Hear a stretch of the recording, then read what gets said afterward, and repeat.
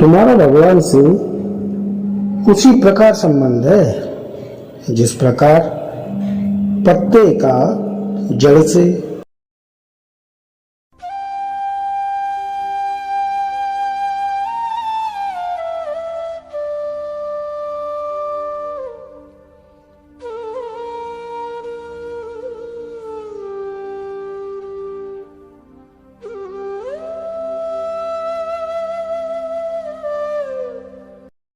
अध्याय 9। परमात्मा का दर्शन कठिन ही नहीं असंभव। क्या तुम मुझे ढूंढ सकोगे? मेरी आंख में चोली प्रसिद्ध है। यह संसार मेरा ही लीला क्षेत्र है।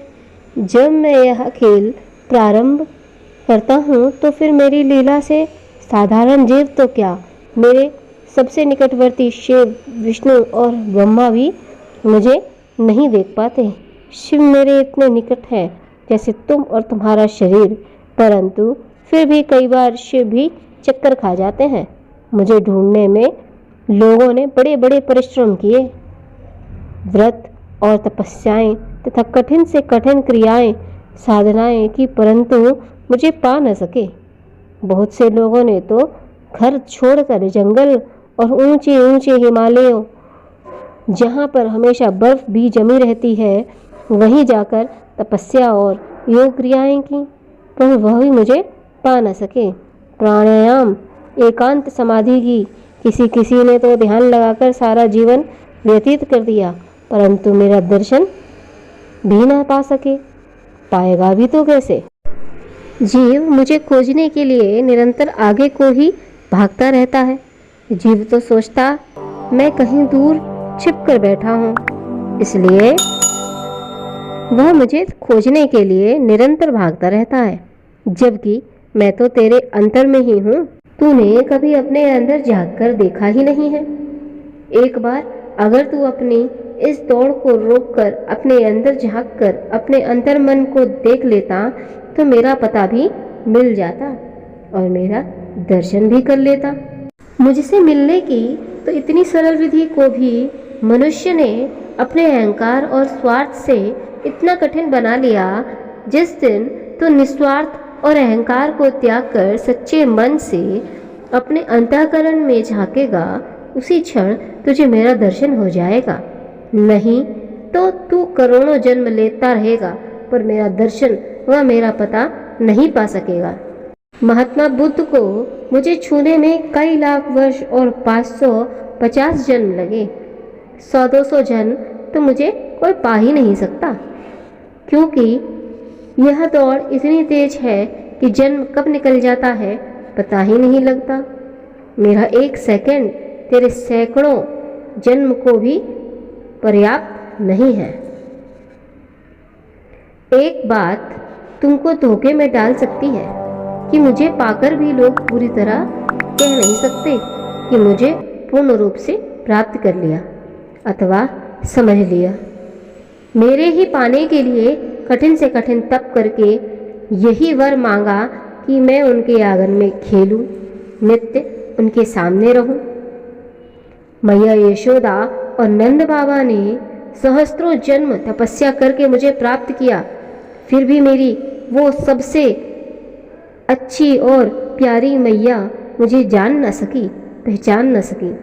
मैंने कई बार चेताया भी, भीखता करके तुझे मुझे बांधने को विवश भी किया, और जब बांधने लगे तो घर की संपूर्ण रस्सियां छोटी पड़ गईं। मुझे बांध न सकी। थक कर कहने लगी, दई जा रे, मैं थक गई पर तू न बंधा। बस मैं तत्काल बन गया। मिट्टी खाने के बहाने मैंने संपूर्ण विराट का दर्शन कराया। पूतना बकासुर को मारकर दिखाया, फिर गोवर्धन पर्वत को अपनी उंगली पर रखकर दिखाया। मेरी भोली सी मैया यही कहती रही, कन्हैया मेरो वारोरी, तुम दीजो तनिक सहारोरी। गोपियों की बात कहूँ तो उन्होंने मेरे प्रेम में अपना सब कुछ भुला दिया था। इसी कारण मेरे साथ खेलते समय गोपियाँ कई बार जीत जाती थीं और मेरी बांसुरी की आवाज़ सुनकर अपना सब कुछ छोड़कर मेरे पास चली आती। उन्होंने अपने पति ही नहीं, अपने बच्चों को भी, जो हर एक माँ का प्राण होता है। मेरे प्रेम में उसे भी त्याग दिया, तो बताओ फिर मैं उनसे कैसे अलग रह सकता था। अर्जुन को मैंने गीता का 18 अध्याय सुनाकर अपने योग बना पाया, जबकि वह तो मेरा सखा दिन रात मेरे ही साथ रहता था। मैंने गीता में अर्जुन से कहा, तो सब कुछ छोड़कर मेरी शरण हो जा, अपना समर्पण कर दे, मेरे सामने उन अनपढ़ गोपियों की तरह शुद्ध मन से होकर आ जा, तो मेरे विराट स्वरूप को देख पाएगा। जो मनुष्य शुद्ध हृदय से मेरा ध्यान भी करता है, मैं उसे सहज ही अपना लेता हूँ, अपनी कृपाएं देता हूँ। इसीलिए तो द्वारिका में सिंहासन पर बैठकर उद्धव से कहा था, ऊधो व्रज मोहि विसरत नाही। इतना प्रेम होने के बाद भी गोपियाँ पूरी तरह मुझे पा न सकी।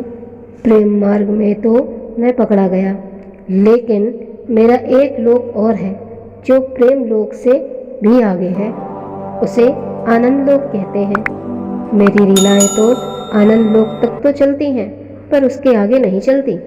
फिर वहाँ से होते हुए भी मैं तुमसे अलग नहीं, तुम्हारी गोदी में ही हूँ, तुम्हारे साथियों में, तुम्हारे पशु पक्षियों आदि में हूँ, तुम्हारे सामने उपस्थित हूँ, परंतु तुम मुझे ढूंढ नहीं पाओगे। भला ढूंढोगे भी कैसे? तुम जिस मकान शरीर में रहते हो, मैंने अपने आप को उसी में छिपा लिया। जब दौड़ लगाकर थक जाओगे और अपने मकान रूपी शरीर में तलाश करोगे, तो मैं आसानी से मिल जाऊंगा।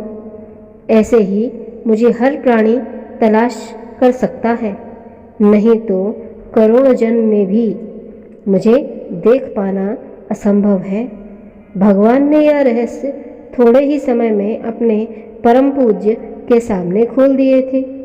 अपने परम पूज्य समझ रहे थे यह सब गुरु कृपा का प्रसाद है। इसी के साथ यह अध्याय समाप्त। अगले अध्याय के साथ ही कुछ ही दिनों में आपके सामने प्रस्तुत होंगे।